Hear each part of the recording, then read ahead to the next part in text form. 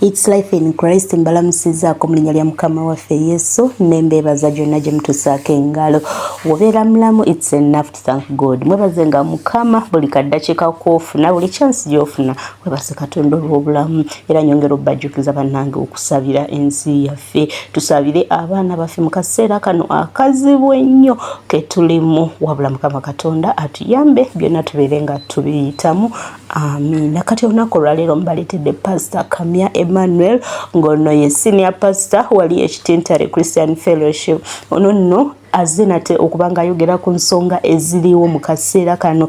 Ndi musanyufu nnyo nti abasumba b'enjawulo bavuddeyo ku nsonga y'abaana b'amasomero abafa mu kaseera kano abatokomoka buli olukya, wabula nga ekita abaana fenna tubadde tukitwala butwazi nti oba no more accident.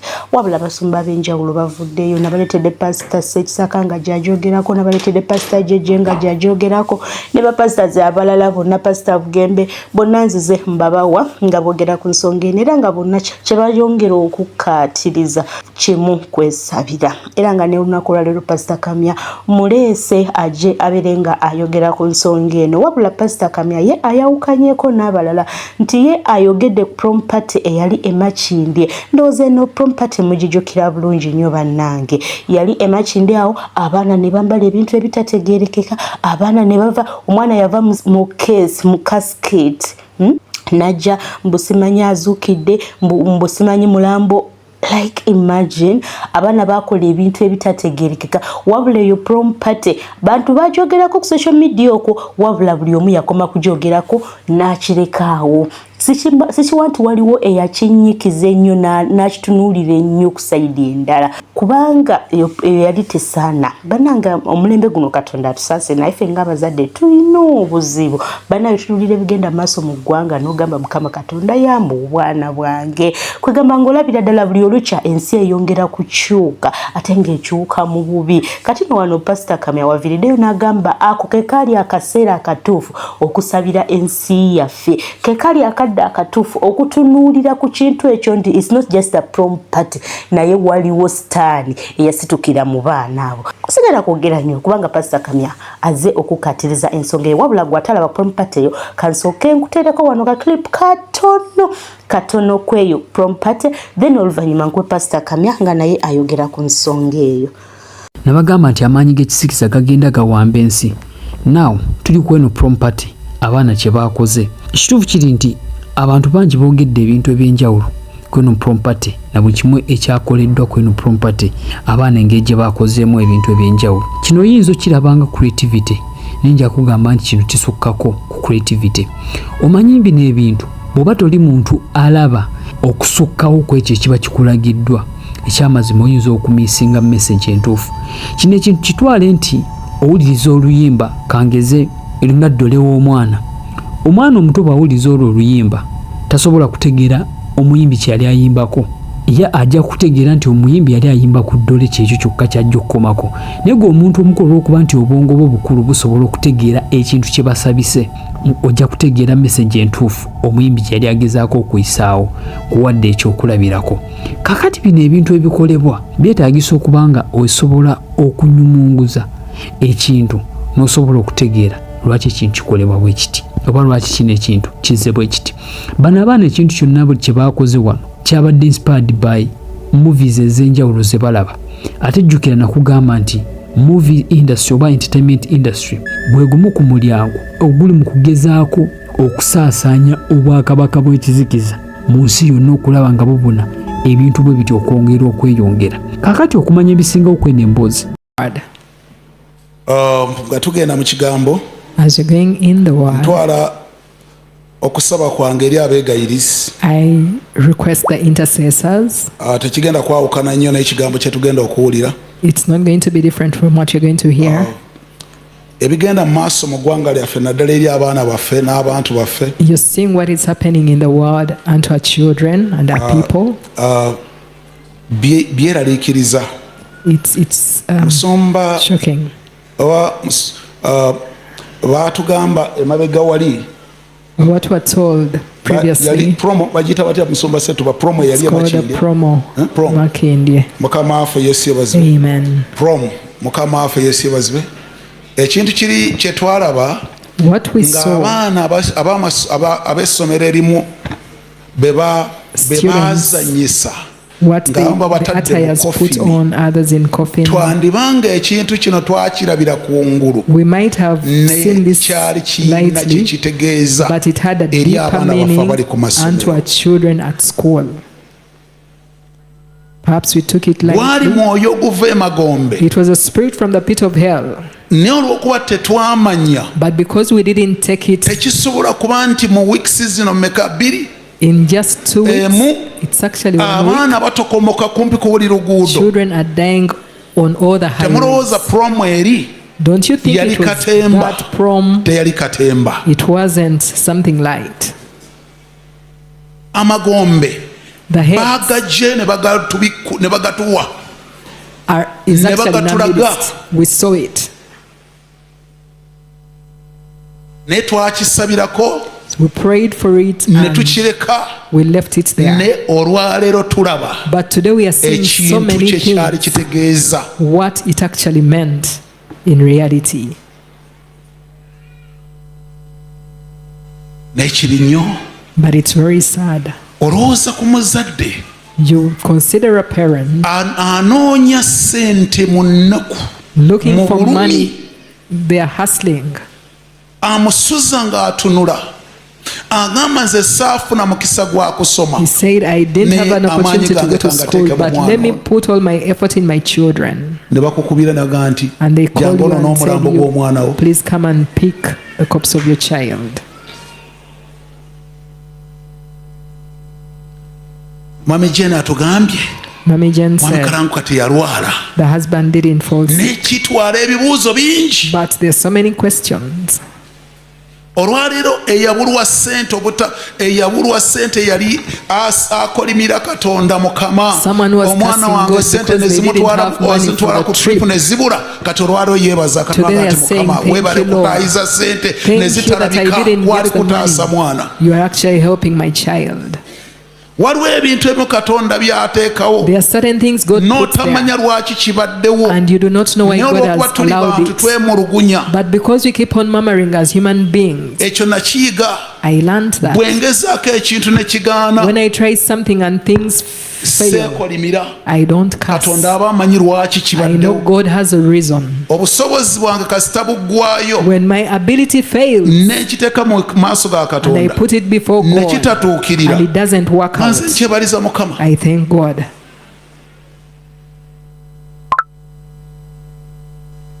N'ekibi kya It's very nnaku sad. It's very absurd. kyeraliikiriza buli muzadde gy'ali. And it causes a lot of fear to the parents.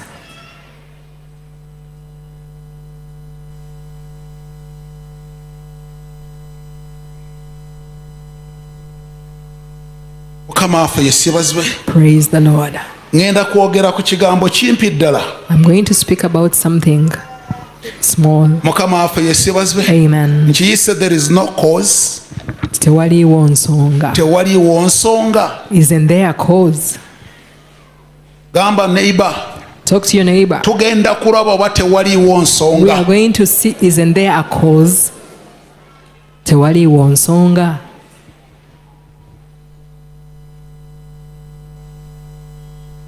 Tugenda kulaba oba ensonga weeri oba tekola ki. We are going to see whether there is a cause or not. Amen. Mukama waffe Praise yesibazibwe. the Lord. Mukama waffe yesibazibwe. Praise the Lord. Buli lwe watabaawo nsonga Whenever there is no cause, tewabaawo kikwongerayo. there is nothing to Naye propel buli you. lw'omanya nti waliwo ensonga But whenever there is a reason, tosobola kusigala ng'otudde, you cannot remain seated. tosobola kufaanana balala. You cannot be the same as others. Ensonga ye kuyimusa It's the reason that propels you to come out of the crowd, okola abalala kye batayinza to do kukola. what other people don't do. Mukama waffe yesibazibwe. Amen. Katugende mu Samwiri ekisooka essula ya 17. 1 Samuel 17. Tuyinza obutagenda nnyo wala oba tuyinza obutatandikira nnyo mabega, We might not cover naye a number njagala of verses. tutandikire ku lunyiriri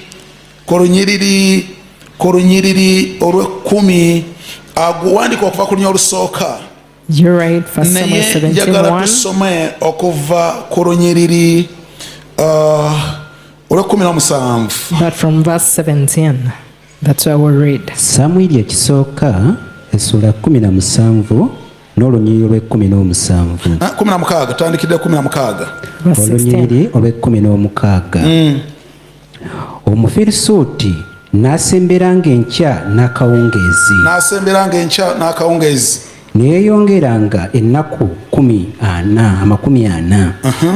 Awo Yese n'agamba Dawudi mutabani we nti, tewali nno baganda bo, twalira nno baganda bo efa ey'eŋŋaano eno ensiike n'emigaati gino 10, oyanguwe obitwale mu lusiisira eri baganda bo, otwalire omukulu ow'olukumi lwabwe ebitole bino 10 eby'amata amakalu, olabe baganda bo bwe bali, obaggyeko omusingo gwabwe. Yongera ka speed. Ole 19. Era Sawulo nabo abasajja bonna abali mu Isirayiri bali mu kiwonvu era nga balwana n'Abafirisuuti. Dawudi n'agolokoka enkya mu makya n'alekera endiga omusumba, n'addira ebintu n'agenda nga Yese bwe yamulagira. N'atuuka mu kifo eky'amagaali, eggye eryali erifuluma okulwana nga balanga emiruka olw'obulwa. Awo Isirayiri n'Abafirisuuti ne basimba ennyiriri, eggye nga lyolekera eggye olwa22. Dawudi n'aleka omugugu gwe mu mukono gw'omukuumi w'emigugu, n'adduka mbiro eri eggye, n'ajja n'alamusa baganda be. Awo bwe yali anyumya nabo, laba ne wayambuka oyo omuzira, Omufirisuuti ow'e Gaasi, erinnya lye Goliath, ng'ava mu lunyiriri, ng'Abafirisuuti boogera ebigambo ebyo bwe byali. Dawudi n'abiwulira. Awo abasajja bonna aba Isirayiri bwe balaba omusajja ne badduka ne batya nnyo. Abasajja ba Isirayiri ne boogera nti, mulabye omusajja ayambuse. Mazima okusoomooza Isirayiri kyavudde ayambuka. Awo olwatuuka omuntu anaamutta kabaka anaamugaggawaza n'obugagga bungi, era n'amuwa ne muwala we, n'afuula ennyumba ya kitaawe okuba ey'eddembe mu Isirayiri. Olunyiriri olwa 26. Awo Dawudi n'ayogera n'abasajja abaali bayimiridde okumuliraana nti, omuntu anaakolwa atya anatta Omufirisuuti ono n'ajja ekivume ku Isirayiri? Kubanga Omufirisuuti ono atali mukomole y'ani asoomooza eggye lya Katonda omulamu? Abantu ne bamuddamu bwe bati nga boogera nti, bw'atyo bw'anaakolwa omuntu anaamutta. Ne Eryabu muganda we omukulu n'awulira bwe yayogera n'abasajja. Obusungu ne bumukwata Eryabu eri Dawudi, n'ayogera nti, oserengetedde ki? N'endiga zo ento wazirekera ani ku ttale? Manya amalala go n'ekyejo ekiri mu mutima gwo, kubanga oserengese okulaba olutalo. Dawudi n'ayogera nti, nkoze eki kaakano? Tewali nsonga. We tujja omutwe gwaffe. Olwa 30 n'amuvaako n'akyukira omulala, n'ayogera ebigambo bimu n'ebyo.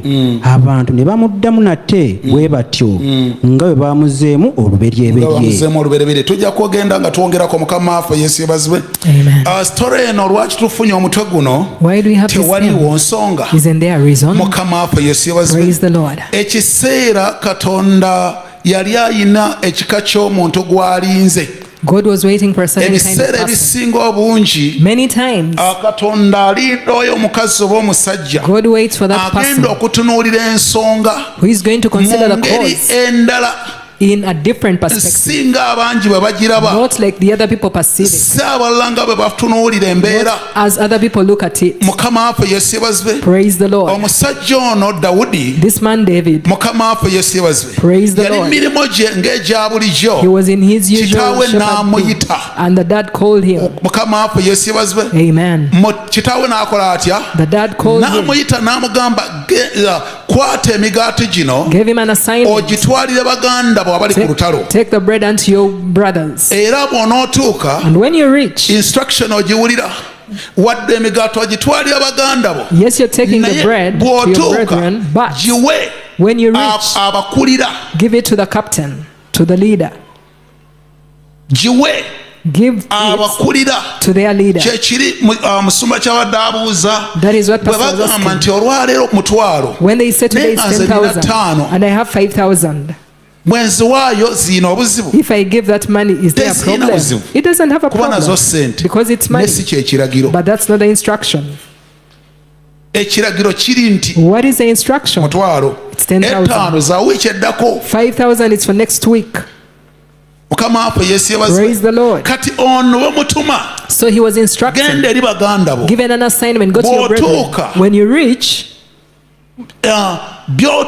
whatever you've taken, take it to their leader, the captain of thousands, and give them to him.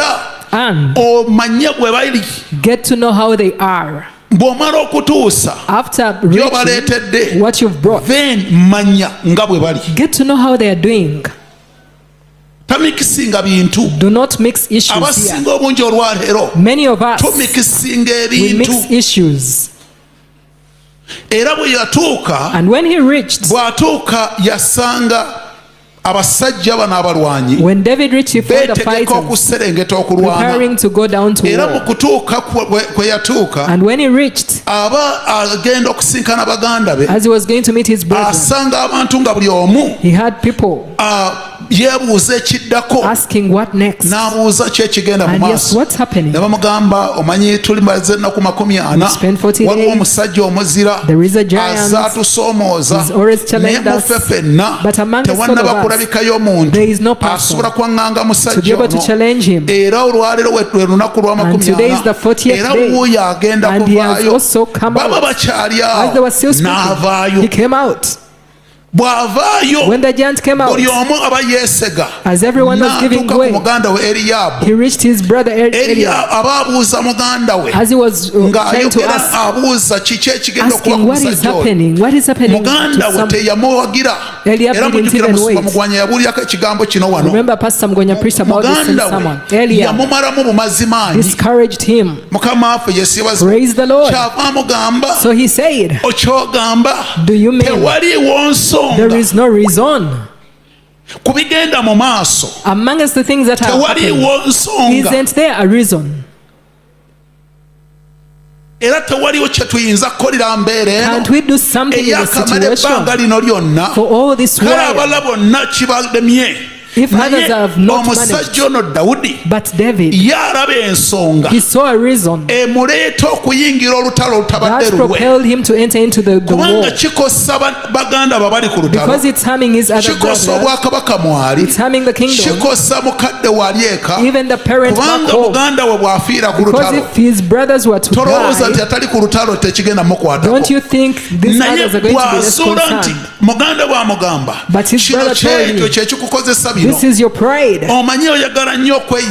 want to be seen. So he said, where are you speaking about this? Isn't there a reason?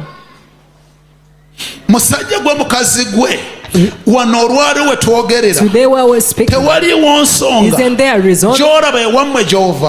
From your background, don't you have a reason?